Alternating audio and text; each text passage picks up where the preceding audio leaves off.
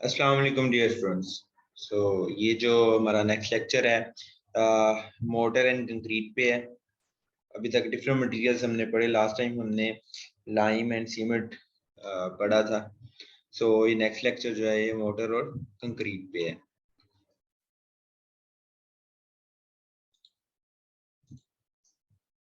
Motor motor क्या है कि जो सीमेंट का मिक्सचर होता है जिसमें सीमेंट सैंड और वाटर यूज होता है, दैट इज मोटर, जो कि कंस्ट्रक्शन में यूज होता है mostly. So motor is a mechanical mixture in varying properties of binding materials with different proportions like cement or lime. It can be cement, it can be lime, दोनों form में हो सकता है। Lime motor भी हो सकता है, cement motor भी हो सकता है। सो बाइंडिंग मटेरियल ये होगा, और जो कोर्स मटेरियल है, इनर्ट मटेरियल है, वो सैंड ही मोस्टली यूज होता है। सुर्खी जो है वो रेड कलर का पाउडर, जैसे जिसको हम वो कहते हैं ब्रिक डस्ट, जो है ब्रिक डस्ट जो है वो यूज होती है। So it can be cement mortar, it can be lime mortar. Mortar is used as a binding material in stone और ब्रिक मसनरी। स्टोन का अगर हम कंस्ट्रक्शन कर रहे हैं या ब्रिक से कर रहे हैं तो उसमें ये जो है बाइंडिंग मटेरियल के तौर पर यूज होता है।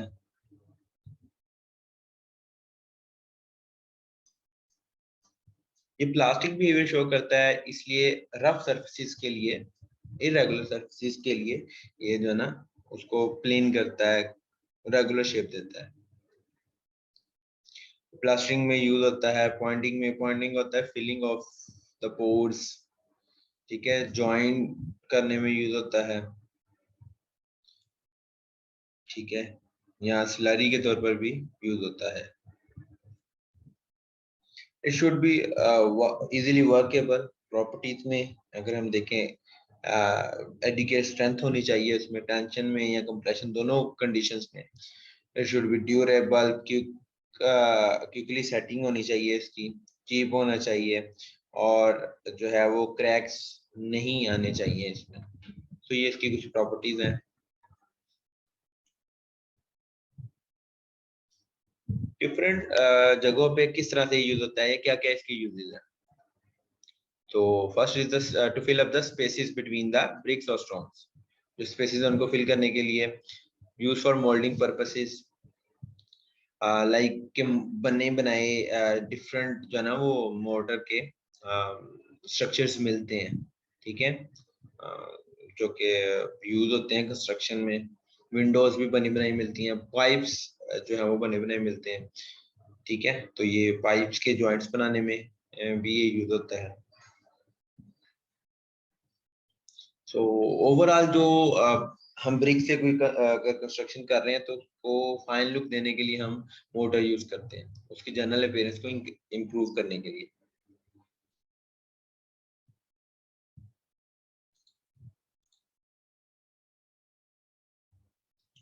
सो जब हमने ब्रिक वर्क कर लेते हैं, कंप्लीट कर लेते हैं, उसके बाद जो ओपन जॉइंट्स हैं उनको हाइड कर दिया जाता है। इससे बाइंडिंग मटेरियल के तौर पर यूज होता है। और अगर कंक्रीट में इसको यूज करते हैं तो कंक्रीट में जिसमें हमारे पास ग्रेवल वगैरह भी यूज होता है, तो उसमें ये कोर्स एग्रीगेट, जो कि ग्रेवल है, कोर्स एग्रीगेट है, उनको बाइंड करने के लिए, होल्ड करने के लिए ये यूज होता है। तो एम्प्टी जॉइंट्स है उनको फिल अप करने के लिए, कहीं एम्प्टी स्पेसेस है, ओपन जॉइंट्स और एम्प्टी जॉइंट्स को फिल अप करने के लिए यूज होता है। सो अगर हम मोटर यूज कर रहे हैं और अच्छी क्वालिटी का यूज कर रहे हैं तो वो क्या करता है, वेदर रेजिस्टेंस प्रोवाइड करता है। अगर हमारे पास एक सिंपल वॉल है जिसपे प्लास्टर वगैरह नहीं हुआ मोटर से, तो उसमें वेदर ज्यादा इफेक्ट करेगा as compare to the wall जिसमें हमने प्लास्टरिंग की हुई है मोटर से, ठीक है। It forms a homogeneous mass of the structure so that it may resist all the loads coming over it. ये homogeneity प्रोवाइड करता है।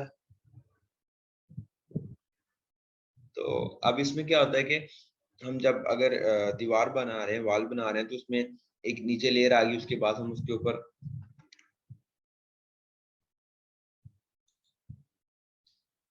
लाइक दिस, ये हम मोटर की लेयर जो है वो लगाते हैं, फिर उसके ऊपर ब्रिक्स लगाते हैं। तो हर एक लेयर के ऊपर ऊपर लेयर आई जा रही है ना, तो ये होमोजीनियस मिक्सचर है, इसलिए ये लोड को डिस्ट्रीब्यूट कर लेता है। पॉइंटिंग और प्लास्टरिंग के लिए भी यूज होता है। प्लास्टरिंग ये होता है कि ये प्लास्टरिंग है, प्लास्टर जिसको करते हैं। तो ओवरऑल और पॉइंटिंग में क्या डिफरेंस है कि पॉइंटिंग जस्ट जो जॉइंट एम्प्टी स्पेसेस है उनको फिल करने के लिए जो हम सीमेंट मोर्टर फॉर्म में यूज करते हैं, मिक्सचर फॉर्म में, वो पॉइंटिंग है। सो बाइंडिंग मटेरियल, इसमें 3 तरह के इंग्रेडिएंट होते हैं। बाइंडिंग मटेरियल जो कि सीमेंट या लाइम होगा, ये 2 टाइप्स हैं इसकी, सीमेंट मोटर, लाइम मोटर, हम आगे देखेंगे मेन जो टाइप्स हैं।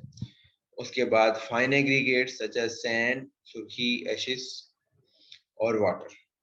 और अगर हम जब हम कंक्रीट में जाएंगे तो फाइन एग्रीगेट के साथ कोर्स एग्रीगेट भी आ जाएंगे, जो कि ग्रेवल, मेनली ग्रेवल है।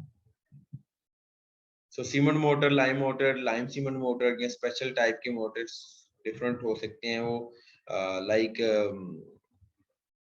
डेकोरेटिव मोटर्स के हम उसमें कोई कलर ऐड कर देते हैं, ठीक है, उसको जब मिक्सर बना रहे होते हैं, या उसमें कोई ऐसी और चीज ऐड कर देते हैं जिससे वो डेकोरेशन के लिए यूज होता है। मड मोटर होता है जिसमें क्ले वगैरह यूज होती है, ठीक है, सीमेंट क्ले जिसमें सीमेंट भी यूज होता है और क्ले भी यूज होती है। तो ये डिफरेंट टाइप के जो है ना वो मोटर है। साउंड अब्जॉर्बिंग मोटर्स, सो जैसे कि जो हमारे लेक्चर रूम्स हैं, आप लोगों ने देखा होगा उनकी जो रूफ्स है ना वो रफ सी हैं, तो वो साउंड एब्जॉर्प्शन के लिए ऐसी बनाई गई हैं। तो वो जो मोटर यूज हुआ, साउंड एब्जॉर्बिंग मोटर यूज हुआ हुआ।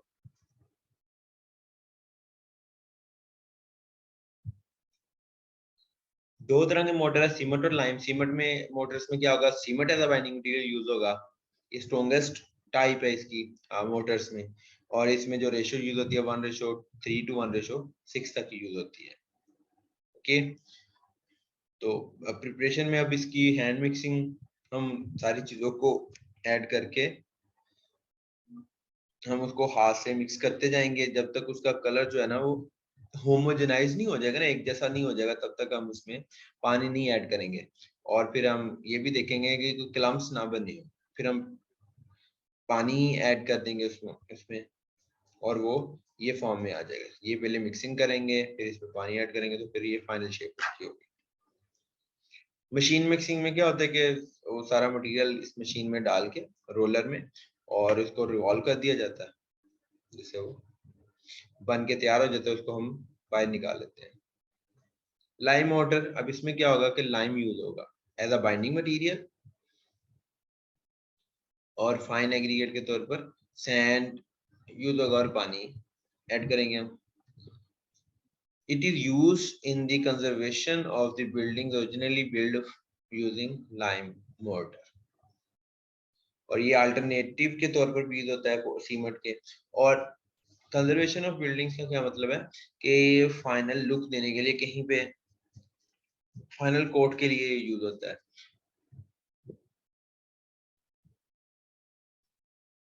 So these are inferior to cement mortar in strength as well as water type, कि उस उनसे सीमेंट मोटर से बिलो है in comparison of strength mainly.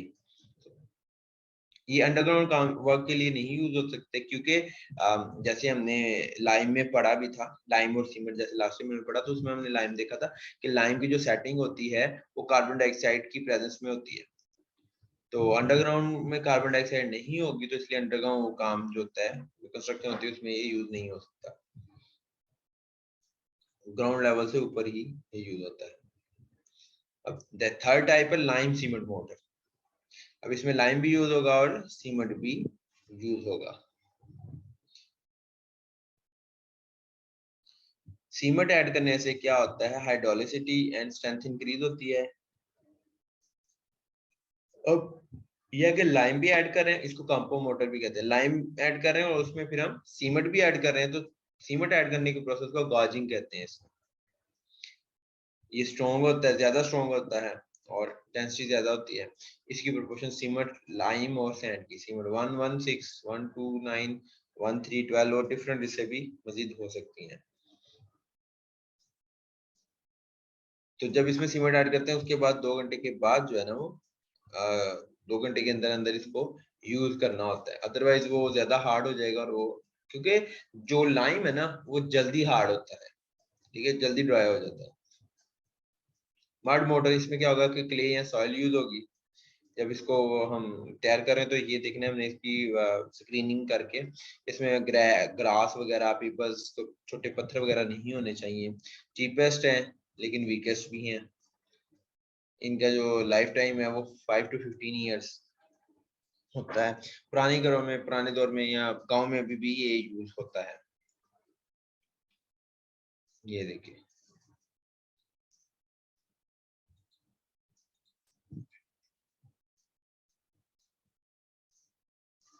तो मोटर्स के लिए टेस्ट कौन कौन से यूज हो सकते हैं? अडहेसिवनेस टेस्ट, कि वो कितना स्टिकिंग होगा, कि उसकी वो दीवार के साथ स्टिक हो सकेगा कि नहीं, ये टेस्ट होता है। Crushing strength test, tensile strength test और सेटिंग टाइम टेस्ट। अगर इसमें कोई प्रॉब्लम आता है, जैसे क्रैक्स आ जाते हैं, उसकी क्या वजूहत हो सकती हैं? सरफेस वियर, कि सरफेस के ऊपर बाहर वाली साइड से कोई ऐसी फोर्स लगी है जिससे वो वियर एंड टियर आ गया है, या कोई और रीजन हो सकती है। Crystallisation of the salts in the pores, तो यहाँ पे साल्ट्स इसमें हो सकते हैं, या पानी जो हम इसको लगा रहे हैं उसमें साल्ट्स हो सकते हैं। तो वो अगर हार्ड हो जाए, उसके क्रिस्टलाइन फॉर्म में चले जाएं, तब वो अंदर जो है वो डैमेज कॉज करेंगे। फ्रोस्ट एक्शन, कि पानी जब एब्जॉर्ब होता है इसमें, उसके बाद विंटर सीजन में स्पेशली, तो पानी जो है ना वो फ्रीज हो जाता है। तो जब पानी फ्रीज होता है तो फ्रीज होने की वजह से वो फैलता है, ठीक है। तो वो जब फैलेगा तो वो वहां पे फोर्स लगाएगा और अंदर डिस्टर्बेंस जो है डैमेज कॉज करेगा। केमिकल अटैक भी हो सकता है, सल्फेट अटैक या एसिड भी इसको नुकसान पहुंचा सकता है। ओके, सो हमने जो है मोटर को देख लिया, इसकी डिफरेंट टाइप्स देख लिया। अब मोटर प्लस्टरिंग में यूज होता है। It is an art of covering rough walls and uneven surfaces.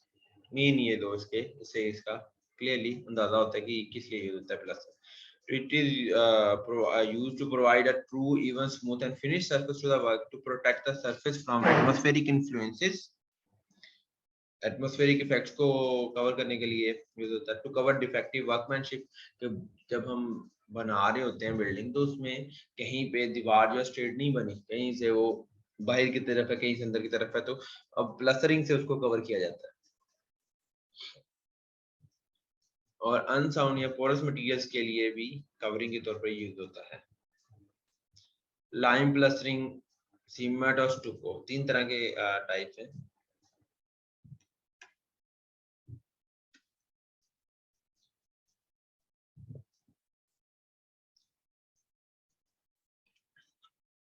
अब लाइम प्लस्टरिंग में क्या होगा, लाइम और सीमेंट यूज होगा। इसको पहले ग्राउंड किया जाता है, अच्छे से ग्राइंडिंग की जाती है। 2 दफा ग्राइंड होनी चाहिए जब ये जो हम लाइम यूज कर रहे हैं। अब क्या होगा कि अगर हम इसको, इसकी जो प्रोपोर्शन है वो 1 part lime and 1.5 part river sand होता है, 1:1.5, ठीक है, सैंड। अगर हम ये अगर एक कोट ही कर रहे हैं तो ये प्रोपोर्शन यूज करेंगे। अगर हम 2 कोट कर रहे हैं तो फर्स्ट कोट जो है वो यही प्रोपोर्शन 1 एंड 1.5 का करेंगे, और सेकंड कोट जो है वो लाइम की कंसंट्रेशन ज्यादा कर देंगे, ठीक है। क्योंकि हमें जितना हम ऊपर जाएंगे, दूसरा कोट करेंगे, हमें लुक ज्यादा फाइन चाहिए, तो 2 पार्ट्स लाइम और 1 पार्ट वाइट सैंड। और अगर हम 3 कोट्स अप्लाई कर रहे हैं तो फर्स्ट कोट इसी तरह से 1 and 1.5 का, सेकंड कोट में हम क्या करेंगे, 1 part lime and 1 part sand, ठीक है। इसमें देखें सेकंड में हमने क्या किया था, 2 पार्ट लाइन किया था, 2:1 था। अब इसमें 1:1 करेंगे, और फिर थर्ड कोर्ट में 4:1 करेंगे। 1 या 2 कोर्ट्स में इसको कर सकते हैं। ये लाइम प्लास्टरिंग की जो है डिटेल थी, इसी तरह से इसकी डिटेल है सीमेंट प्लास्टरिंग में। इसमें क्या होता है कि 1:3 और 1:4 की ये प्लास्टरिंग होती है, और उसको हमें पानी लगाना पड़ता है डेली, ठीक है। तो कैप वेट रखना पड़ता है for at least 1 week. Stucco plastering में क्या है, lime, white stone, gypsum and oxides of colouring. ये डेकोरेटिव प्लास्टर के तौर पर भी यूज होता है, डेकोरेशन के लिए, क्योंकि इसमें हम कलरिंग्स यूज करते हैं, जिप्सम यूज करते हैं। जिप्सम जो है वो एक डेकोरेटिव लुक देता है।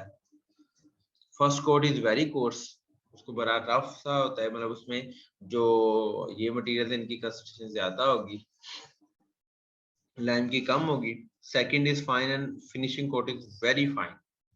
Proportion in first two coats, cement 1 part, sand 3 part, ठीक है। ये हाइड्रोलिक लाइम 10% जो इस तरह से तैयार होता है कि सीमेंट 1 पार्ट और सैंड 3 पार्ट। सीमेंट या लाइम, अच्छा इसमें ये लिखा मिक्सचर ऑफ लाइम लिखा है ना, तो ये लाइम भी हो सकता है, सीमेंट भी हो सकता है। स्टूको प्लास्टरिंग में हम जस्ट ये इसका पर्पज है कि इसमें हम डिफरेंट स्टोन या जिप्सम डेकोरेशन के लिए हम यूज करते हैं, ठीक है, कलरिंग यूज कर सकते हैं। तो स्टूको प्लास्टरिंग में वो लाइम भी यूज हो सकता है या सीमेंट भी यूज हो सकता है, ठीक है। डिफरेंस क्या है, इसमें हम डेकोरेशन पर्पस के लिए डिफरेंट चीजें ऐड करते हैं। सबसे पहले प्लास्टरिंग के लिए क्या करते हैं, हम सरफेस को प्रिपेयर किया जाता है और उसको जो मटेरियल है उसको ग्राइंड किया जाता है, ठीक है। ग्राउंड करने का मतलब है जो हमारे पास सीमेंट या लाइम आता है वो पहले ग्राइंड फॉर्म में होता है, पाउडर फॉर्म में होता है। मजीद अगर उसमें कोई क्लम्स हैं तो उसको हम ब्रेक कर लेते हैं। तो फर्स्ट कोट 3 कोट्स में किया जाता है। First coat rough coat of plastering 1¼ cm on the brick applied by dashing against wall surface, rubbed well with floors। तो करने के बाद उसको समटाइम जो आम नॉर्मली यूज होता है, जैसे मटेरियल यूज होता है रेगमा टाइप, इस तरह के मटेरियल यूज होते हैं उसको रबिंग करने के लिए। सेकंड कोड फिर इस तरह से, थर्ड कोड ये आप लोग देख सकते हैं, इजी है। Pointing. So pointing is the art of finishing the motor joints of the walls or similar structure with either cement mortar or lime mortar in order to protect the joints from atmospheric agencies and also improve the appearance of the structure। कि अगर कहीं पे कोई opening, कोई open joints रह गए हैं उनको फिल अप करने के लिए, तो इसकी डिफरेंट टाइप्स हैं। Tuck joint pointing, tuck pointing, recessed joint, different. So next है जी हमारे पास कंक्रीट। तो मोटर क्या था, जिसमें हमारे पास एक हमारा क्या होता है फाइन, एक हमारा होता है जो बाइंडिंग मटेरियल जो कि सीमेंट या लाइम होगा। दूसरी चीज होती है हमारे पास फाइन एग्रीगेट जो कि मेनली सैंड होती है, इसके अलावा ब्रिक डस्ट भी यूज हो सकती है, एंड ये वाटर, ठीक है। अब कंक्रीट में क्या होगा, कंक्रीट में भी आगे डिफरेंट टाइप्स है, लेकिन कंक्रीट में क्या होगा, इन चीजों के अलावा मतलब सीमेंट या लाइम और सैंड प्लस सैंड और प्लस वाटर के अलावा हम ग्रेवल वगैरह या और कोई मटेरियल यूज करेंगे, ठीक है। तो concrete is a mixture of cement, fine aggregate and coarse aggregate, ठीक है। तो ये बड़ा जबरदस्त टर्म है कि फाइन एंड कोर्स एग्रीगेट, इसको याद रखना है। तो जो हमारे पास जिसका साइज कम होता है ना, जिस मटेरियल का, वो फाइन एग्रीगेट में आता है, जैसे कि सैंड है, ठीक है, या ब्रिक डस्ट है। और जो कोर्स एग्रीगेट है इसमें ग्रेवल आता है, जिनका साइज ज्यादा होता है, ठीक है। अब इनकी जो नाम वो क्या बताते हैं, जैसे कि अगर हम सीमेंट में सैंड को मिक्स करें तो वो उसके साथ ऑलमोस्ट मिक्स हो जाता है, उसको हम अगर हाथ से पकड़ के चेक करें तो वो फाइन से लुक देता है। लेकिन अगर हम सीमेंट में ग्रेवल ऐड करें और उसको वहां वो मिक्सचर में से हम अगर उठा के देखें तो वो हमें एग्जैक्टली फील होगा, क्लियरली फील होगा कि इसमें ग्रेवल जो इतना साइज का है या ग्रेवल है, इस तरह कोई ऐसी चीज है जो कि स्मूथ लुक नहीं दे रही, ठीक है। तो फाइन एग्रीगेट सैंड होता है और coarse aggregate is brick blast और स्टोन, और स्टोन में ही आगे ग्रेवल आता है, ठीक है। गुड कंक्रीट की कैरेक्टरिस्टिक्स क्या होनी चाहिए, हाई कंप्रेसिव स्ट्रेंथ होनी चाहिए, अगर जब ये हार्ड हो रहा हो तो श्रिंकेज बहुत कम हो, क्योंकि श्रिंकेज ज्यादा होगी तो स्ट्रक्चर डिस्टर्ब हो जाए। Density should be around 24 kilometre पर cubic So it should provide resistance against abrasion. ठीक है, abrasion क्या होता है कि सरफेस का रफ हो जाना, तो इसकी सरफेस रफ नहीं होनी चाहिए डिफरेंट फोर्सेस से या वेदर से। Should show minimum thermal expansion, heat की वजह से एक्सपेंशन कम से कम शो करे, provide the required finish to the structure. अब इसकी क्लासिफिकेशन में क्या आता है, अकॉर्डिंग टू बिल्डिंग मटेरियल, जैसे कि according to sorry binding materials.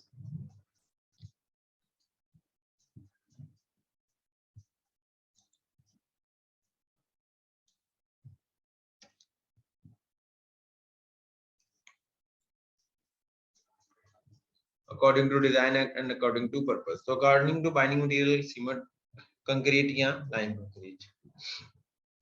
Cement concrete में बाइंडिंग मटेरियल सीमेंट होगा, सैंड होगी, फाइन एग्रीगेट, ब्रोकन ब्रिक्स और क्रश स्टोन्स और gravels are used as coarse aggregate.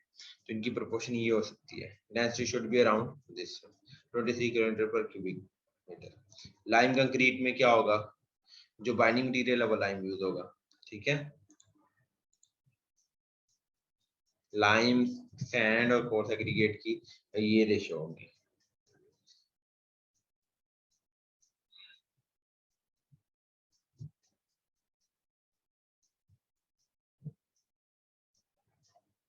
सो जो लाइम कंक्रीट है उसके यूजेज में क्या आएगा, ए फाउंडेशन बेसिस में under layer of floors, filling haunches, terrace finishing वगैरह में ये यूज होता है, दोनों जो है डिफरेंट पर्पस पे।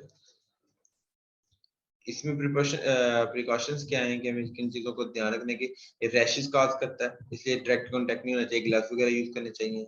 wear rubber gloves, apply oil on the skin when working with this, ठीक है। कंक्रीट अकॉर्डिंग टू डिजाइन इनका प्लेन कंक्रीट होता है, प्लेन सीमेंट रीइंफोर्स्ड होता है, प्री स्ट्रेस। प्लेन सीमेंट क्या है, जिसमें जस्ट हम जो थर्ड एग्रीगेट है, थर्ड जो कोर्स एग्रीगेट है वो हम ग्रेवल वगैरह यूज करेंगे। रीइंफोर्स्ड में क्या होगा कि इसमें हम जो है ना आयरन बार से यूज करते हैं, ठीक है, सही है।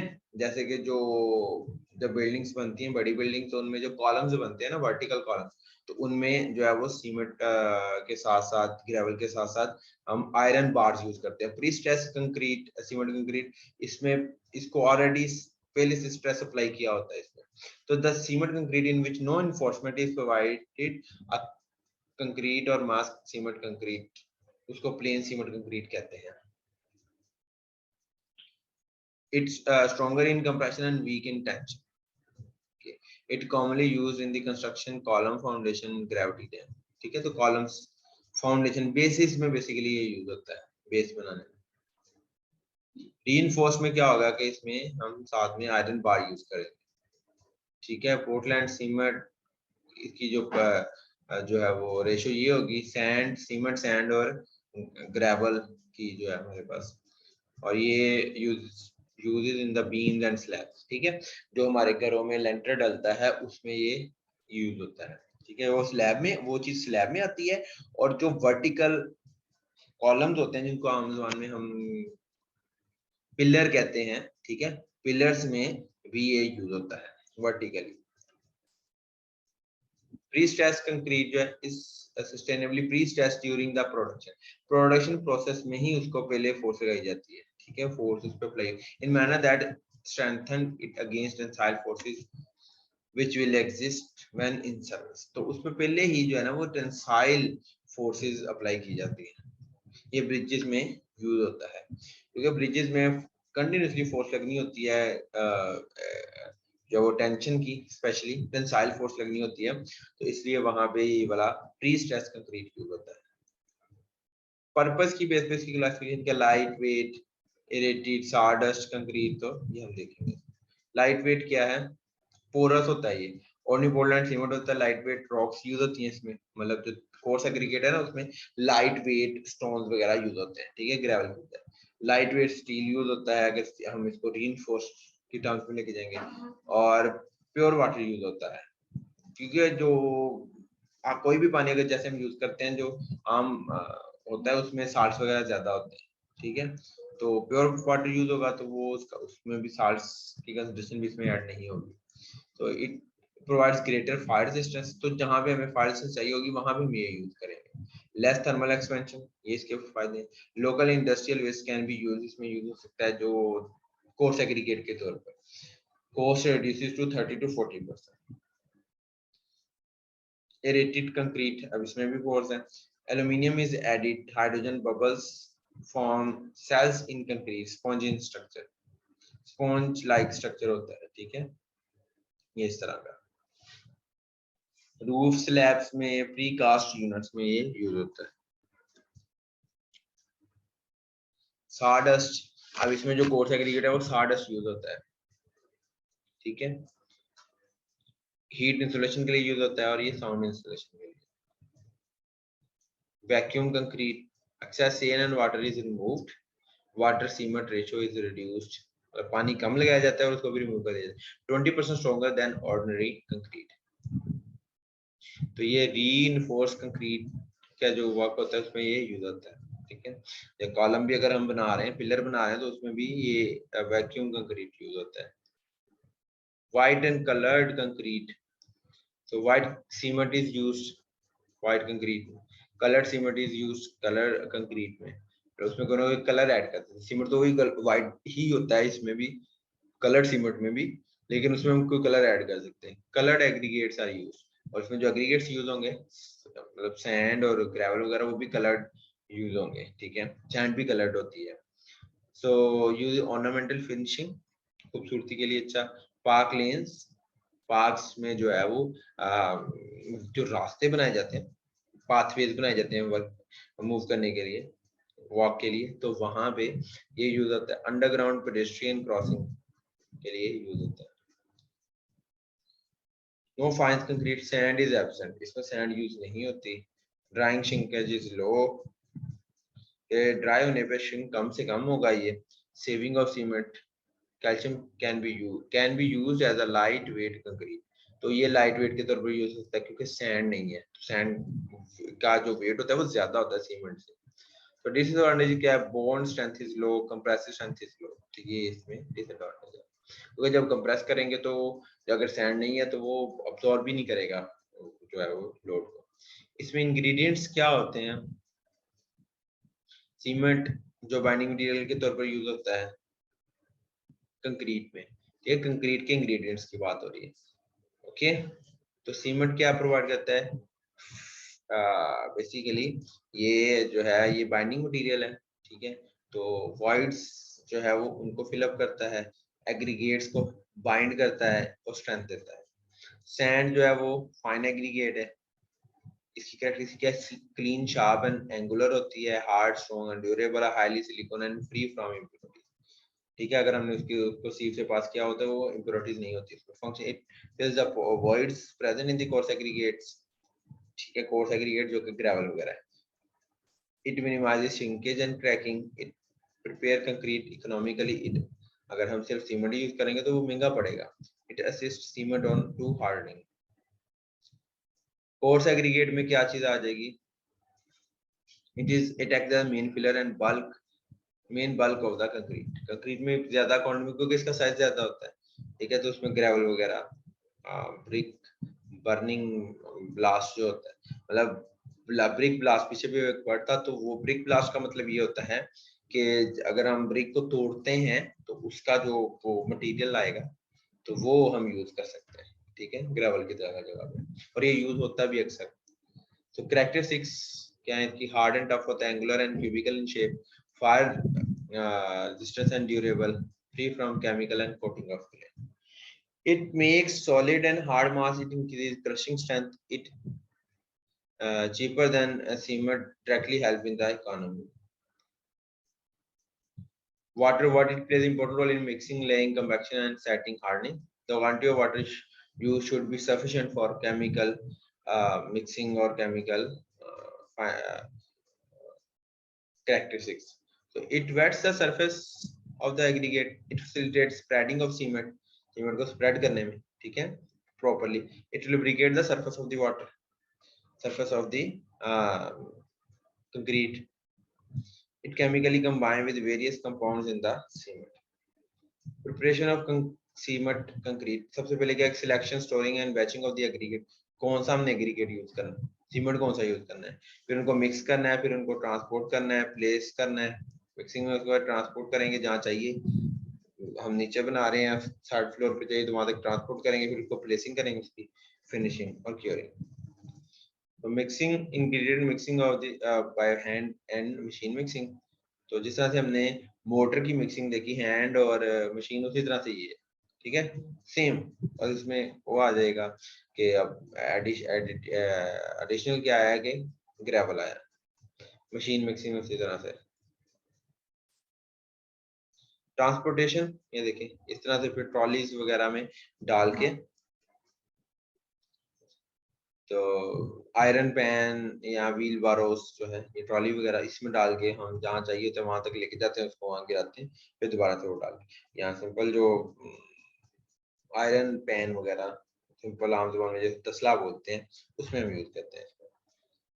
तो ये बड़ा जहाँ पे काम हो रहा हो, बड़ी को बिल्डिंग बन रही है, तो वहां पे इस तरह के रूलर्स भी यूज होते हैं, ठीक है, थोड़े से फासले पे वो बन रहा होता है, इसमें लिख के जाते हैं, ठीक है, और वहां जाके इसको पोर कर दिया जाता है,